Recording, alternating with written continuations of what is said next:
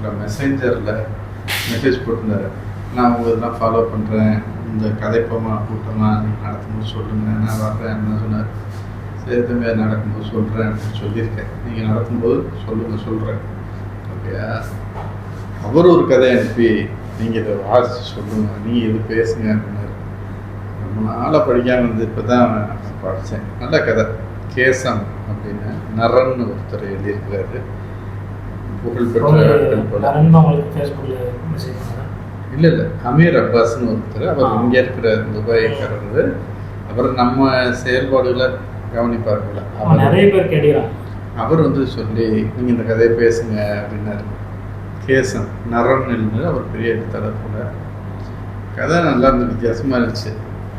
ஒரு உழைப்பாளி சின்ன வயசில் கஷ்டப்பட்டு ஒரு கடையில் வேலை சேர்ந்து அப்புறம் பிறகு அந்த தொழிலை கற்றுக்கிட்டு பஞ்சு விற்பனை அதை கற்றுக்கிட்டு அவரே பெரிய முதலாளியாகி செல்வந்தன் ஆயிடுறார். ஆத்தியப்பன் அப்படின்னு. அந்த முதலாளி மகன் மனைவி இந்த மாதிரி வாழ்க்கை வயசாகிடுச்சு. அவருக்கு வந்து இந்த சோரியாசிஸ் ப்ராப்ளம். அது அந்த நீங்கள்லாம் பார்த்துருப்பீங்கன்றது என்னுடைய நண்பரோட ஒருத்தர் இருந்தார். அப்படி சொரிஞ்சாங்கன்னா வெள்ளையாக உத்துரும், உடம்புல தப்பி உதுரும். அவர் பேண்ட்டை தூக்கிட்டு அப்படி சொரிவார். அந்த இடம் பூரா அப்படி கிடக்கும். கொஞ்சம் நேரம் உட்காந்துருந்தாலே அந்த இடத்துலலாம் விழுந்துடும். அந்த மாதிரி ஒரு ப்ராப்ளம் அந்த ஆத்தியப்பன்.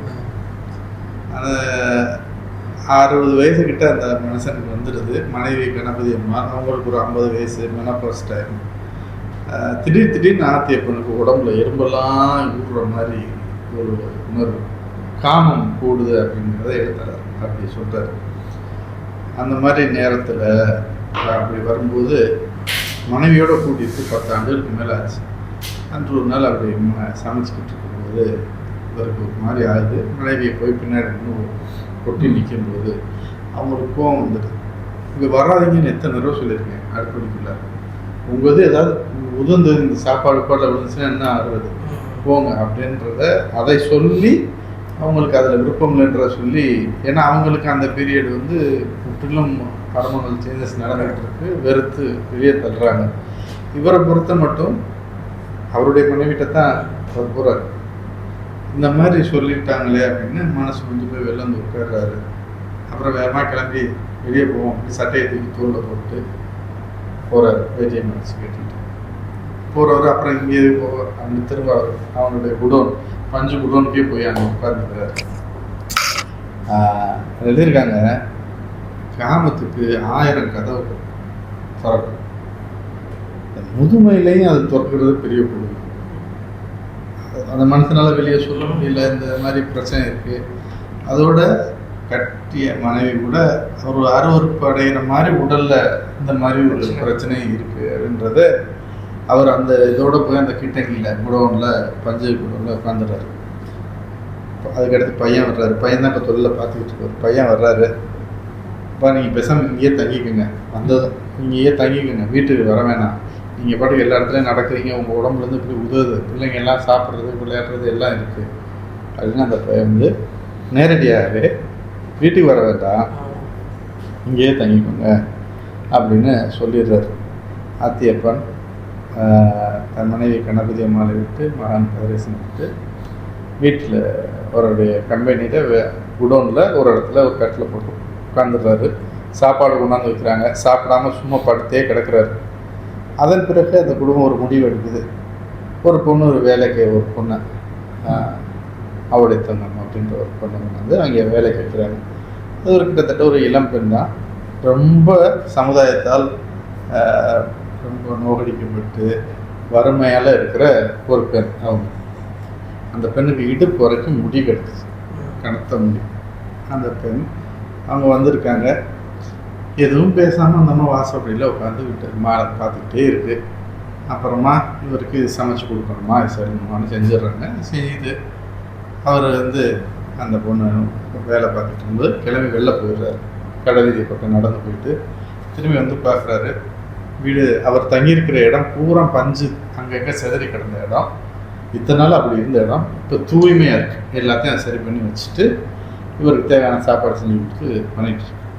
அந்த பொண்ணுக்கு இவருக்கு இந்த பிரச்சனை இருக்குன்னே தெரியாது. அன்று சாயங்காலம் 2 செவிலியர்கள் வர்றாங்க. அது இவங்க குடும்ப ஏற்பாடு. அவருக்கு தொடர்ந்து மருந்து கட்டுறது. அவங்க வந்ததும் அவர் வந்து கட்டில் எந்திரிச்சு உட்கார்றாரு, பெட்டியை மடிச்சுக்கிட்டு. அப்போ தான் பார்க்குது இந்த அவருடைய பெண்ணும் 2 கால்லையும் கட்டு இருக்குது. அப்போ என்ன செய்யப்படும்னா, அந்த செவிலியர்கள் என்ன இருந்தாலும் ஒரு வெறுப்போட, ஒரு புண்ணு இப்படி இருக்கிற புண்ணுறப்ப ஒரு ஈடுபாடு இல்லாமல் அந்த கட்டை கலட்டிட்டு இவ்வளோ அதட்டுறாங்க. போய் சுடுதண்ணி கொண்டு வா வேமானதும் பதறிக்கு போய் சுடுதண்ணி எடுத்துகிட்டு வந்து வைக்கும்போது இவங்க முழுமையாக கட்டை உரிச்சிட்டாங்க. இவங்க பஞ்சை வச்சு தொடச்சி க்ளீன் பண்ணுறப்ப பார்த்தா கொதன்னு இருக்கு புண்ணு. பார்க்கவே இதாக இருக்குது. இந்த பெண் அந்த புண்ணை வந்து 2 கால்லையும் 2 குழந்தைகள் மாதிரி பார்க்குறாங்க.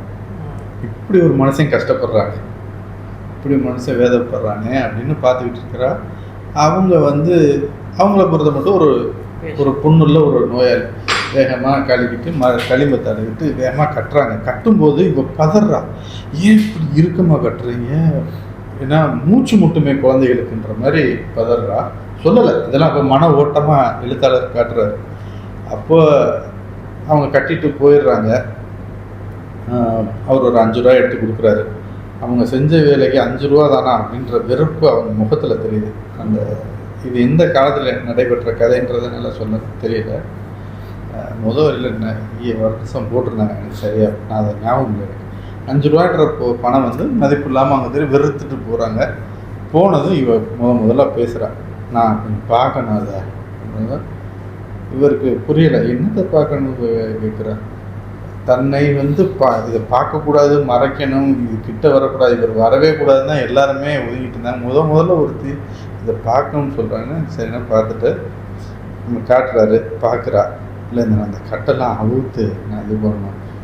எங்கள் ஊரில் வைத்தியர் சொல்லுவாங்க, இந்த மாதிரி புண்ணை வந்து இப்படி இறுக்கி கட்டவே கூடாது, உலர விடணும், காத்தாட விடணும் அப்படின்னு தான் ஒரு. அதுக்கடுத்து அவர் தொடர்ந்து அதை பராமரிக்கிறார்.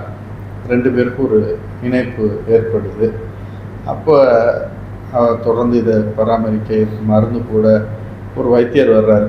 அந்த ஊர் நாட்டு வைத்தியர். அவர் வந்து ஒரு கழிம்பு கொடுத்துட்டு போகிறார், இது தடவுங்க சரியாயிரும் அப்படின்றாரு. கோழி இறக்கையை வச்சு அந்த மறுட்டி விட்டு அந்த மருந்தை தடவிட்டு இருக்கிறார். ஒரு நாள் கோழி இறக்கையை தேடும்போது கோழி ரெக்கை கிடைக்கல. இவர் பூரா காது குடஞ்சு வந்து அழுக்காக வச்சிருக்கிறாரு. அந்த ரெக்கை கிடைக்கிறானதும் முதலாக அவளுக்கு என்ன செய்யறேன்னா, தன்னுடைய கனத்த முடி இருக்குல்ல, அதனுடைய நுனியை வச்சு தொட்டு மருந்து போடுறப்ப இவர் முற்றிலும் இலகி போயிடுறாரு மனுஷன். ஏன்னா முழுக்க உழைத்து சம்பாரிச்சு இத்தனை பெரிய ஒரு இதை உருவாக்கிய ஒரு மனிதன் தன்னுடைய வீட்டிலோட தங்க முடியாமல் மனைவி எல்லாம் வெறுத்து மகன் வந்து இங்கே இருக்க சொல்லி ஒதுக்கி வைக்கப்பட்ட மனிதனுக்கு எங்கேருந்தோ வந்து ஒரு பெண் வந்து தன்னுடைய தலைமுடியை வச்சு ஏன்னா மென்மையாக வரணுன்றதுக்காக இந்த பொண்ணு அப்படி இருக்கிறது அதை வச்சு போடுறாளேன்றப்போ இதாகிடுது. அன்று ஒரு நாள் அவங்களுக்குள்ள ஒரு இணைப்பு ஏற்பட்டு உறவு கொண்டுடுறாங்க. அது முடிஞ்ச பிறகு அவருக்கு என்ன இருந்தாலும் ஒரு பெரிய வயது இடைவெளி உள்ள ஒரு பெண்ணோட நம்ம கூடிட்டோமேனு ஒரு குற்ற உணர்ச்சியாகி காலில் விழுந்து மன்னிப்பு கேட்குறாரு. நீ மன்னிச்சிருமான்றாரு. அவளுக்கும் அப்போ ஒன்றும் புரியலை, இது எப்படி இதை ஏற்றுக்கிட்டா அப்படின்றப்ப அந்த பெண்ணுடைய கதை அங்கே வருது. நீ யாருமா, பிள்ளை எங்க அப்படின்னு கேட்குறாரு. உன் பிள்ளை எங்க அப்படின்றாரு.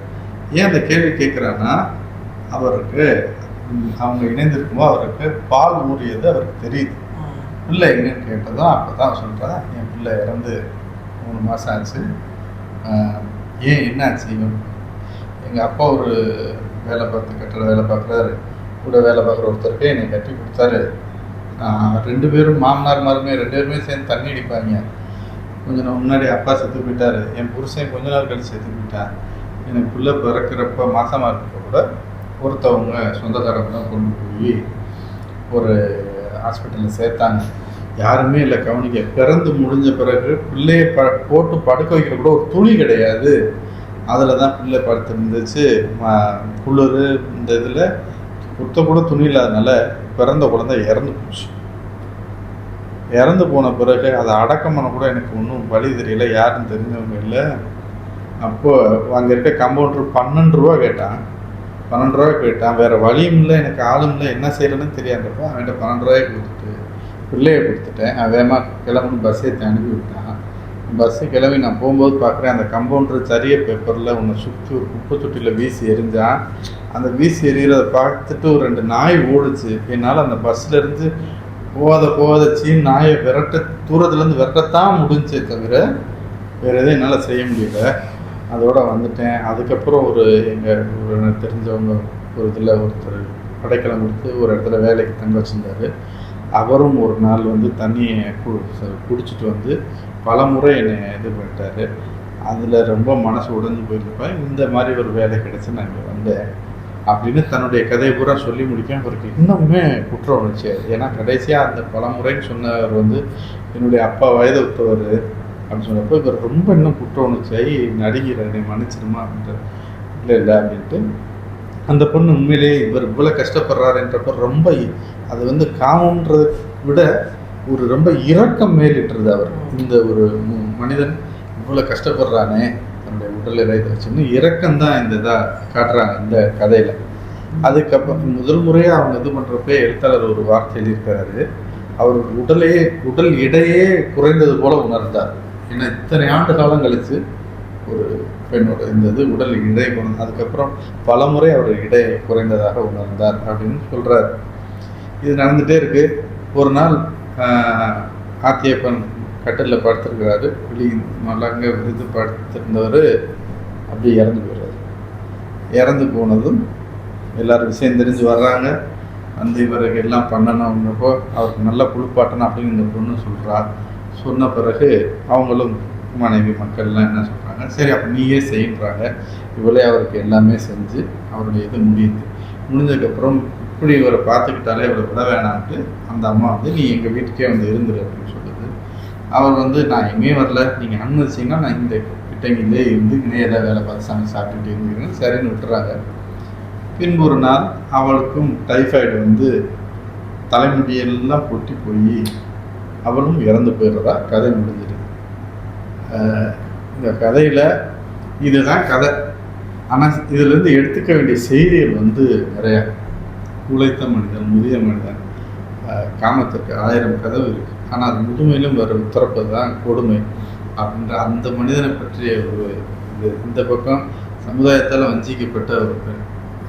தகப்பனே சரியான வழி கட்டுறது இல்லாமல் பிள்ளைய கொண்டு போய் ஒரு இடத்துல கொடுத்து அந்த மாதிரி ஒரு பெண். அவள் இந்த புண்ணுள்ள ஒரு மனிதனை அந்த புண்ணையே ஒரு குழந்தை மாதிரி பாவிச்சு அதுக்காக அந்த இரக்கத்துக்காக தன்னையே அர்ப்பணித்ததாக ஒரு வித்தியாசமான இந்த கதையை படித்து முடித்த உணர்வு கேசம் நரன் அப்படின்றவர் எழுதி இந்த கதையை பரிந்துரைத்தது அமீர் அப்பாஸ் அப்படின்னு ஒரு ஃபேஸ்புக் நம்பர். அதனால் இன்னைக்கு என் சார்பாக ஒரு கதை சொல்லிட்டேன். சரியா தம்பி? சரி சரி, இப்போ முடிச்சு வைங்க தம்பி. ஆமாம், இந்த மாதிரி வந்து முகநூலில் நிறைய நட்புகள் வந்து நம்மளோட கதை போமா கதை பேசலாம் அப்படிலாம் பார்த்துட்டு நிறைய கான்டாக்ட் பண்ணி நிறைய சொல்லியிருக்கிறாங்க. அவங்களும் அதே மாதிரி ஆர்வமாக தான் இருக்கிறாங்க. இப்போ இந்த மாதம் ஒரு கூட்டத்தை கூட்டுங்க, உங்கள் நண்பர்கள்லாம் வர சொல்லுங்கள், நம்ம சந்திச்சு அதே உங்களோட இதில் சொல்லுங்கள், இயக்கத்தை சொல்லுங்கள். எனக்கு தெரியல, நாங்கள் ஒரு ஆடியன்ஸாக தான் இருக்கிறோம். கண்டிப்பாக நாங்கள் அடுத்த கதை பேசலாம்ல, இயக்கம் ஒரு கதையை பற்றி பேசுவோம். நன்றி, மகிழ்ச்சி, வணக்கம்.